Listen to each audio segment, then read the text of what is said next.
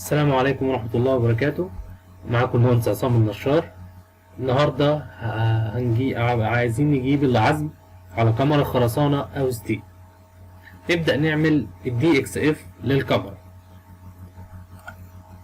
نقول أمر لاين اف 8 وليكن 3 متر، بعدين 1200، بعدين 1400 وليكن الأبعاد كده.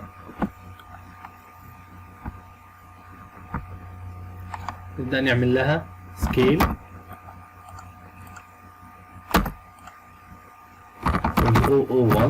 عشان تبقى بالمتر. اختفت عندي فنعمل زد انتر اي انتر. ادي الكاميرا اهي. نبدأ نحط البوينتس اي او ار هنا. طبعا البوينتس مش باينة من الفورمات. بوينت ستايل النقطة بوينت 2. اوكي النقطة كده ظهرت. نحط بوينت تانية هنا وهنا وهنا. نبدأ نعمل لاير، نيو لاير وليكن ساب جوينتس. اختار اللون ريد مثلا، ونعمل لاير تانية اسمها ساب فريمز وليكن بلو. اعلم على الكاميرات، اختار ساب فريم، اعلم على البوينتس، اختار ساب جوينتس. ابدا اعمل لها موف وليكن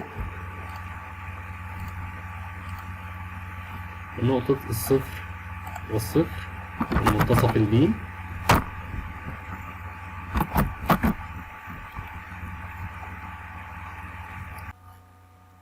ابدا اسيبها. انا كنت مسيبها فادوس سيف از واختار الاسم واختار الاكستنشن وادوس سيف بليس يس. كده ابقى عملت الدي اكس اف اهو.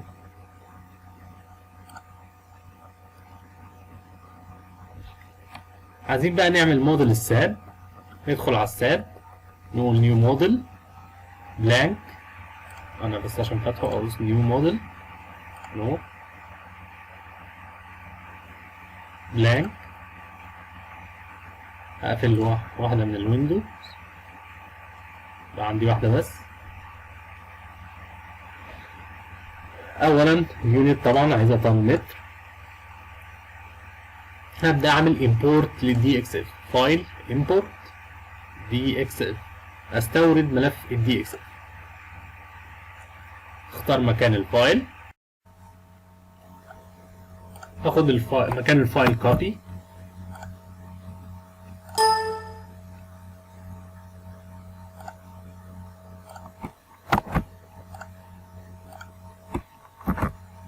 انتر. هو ده الفايل.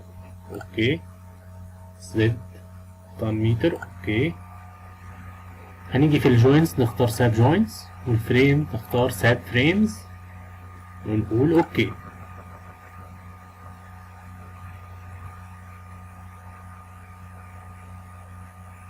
اهو جاب لي البيم. اعلم عليها اقول edit lines divide frames break at intersections. اوكي ابدأ اعلم على الجوينتس.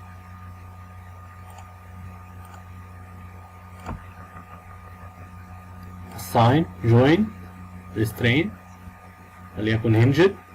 اوكي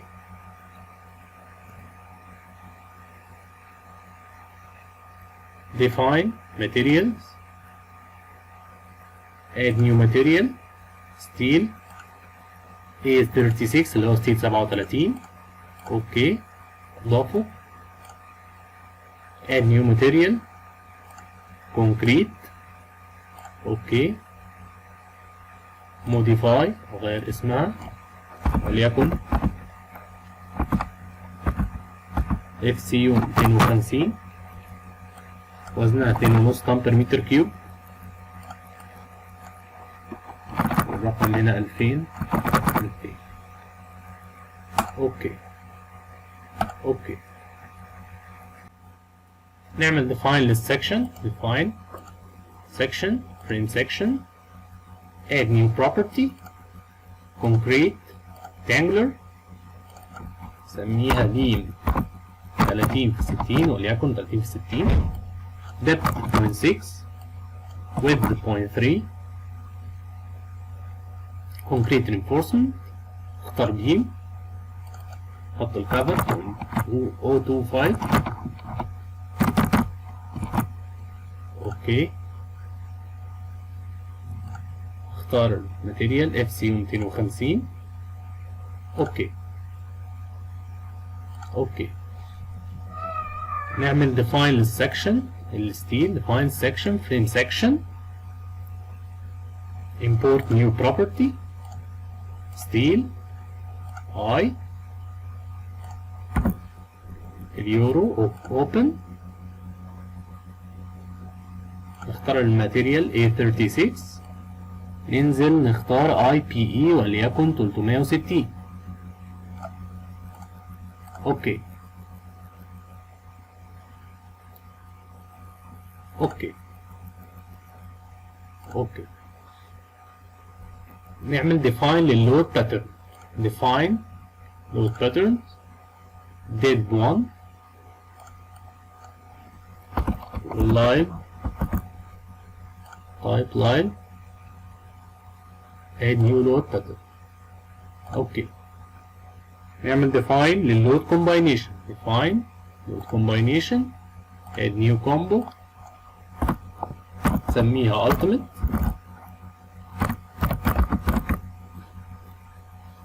dead 1.2 والlive 1.6. اوكي اوكي. نعمل assign section. علم على الكاميرا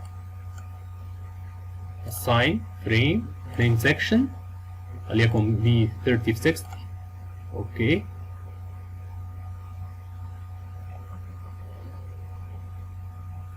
نبدأ نحط اللودز وليكن هيبقى 2 طن بر متر run uniform load assign frame loads distributed uniform load 2 طن بر متر run وليكن 2 طن بر متر run. اوكي.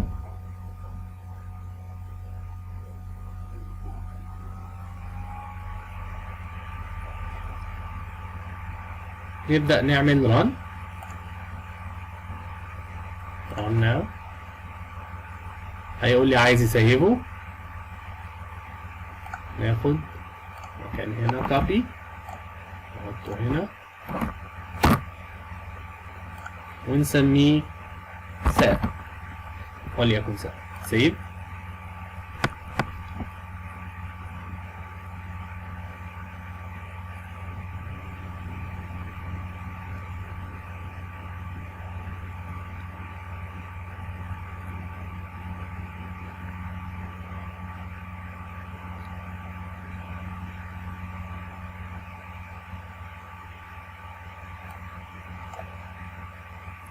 اوكي.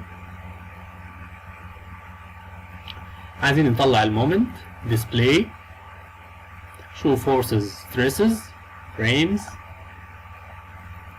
نختار الحل الالتيميت moment 33 show values. اوكي. ده المومنت اهو. نقدر نعلم رايت كليك طلع لنا المومنت 2.3 طن بر متر طن متر. وهنا المومنت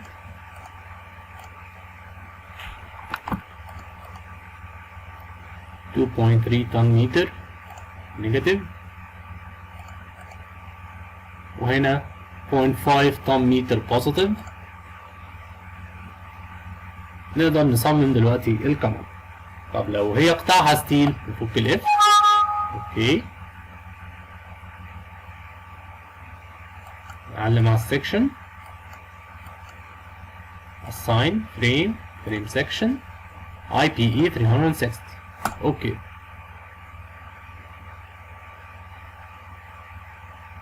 واللود زي ما هو، نعمل ديسبلاي load show object load assigned frame. اوكي، ده اللود اهو. نبدأ نعمل run now.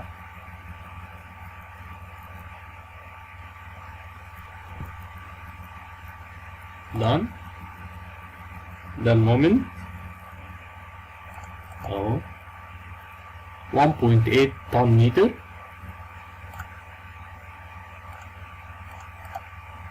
وهنا 1.8 طن متر نيجاتيف، 0.44 طن متر بوزيتيف.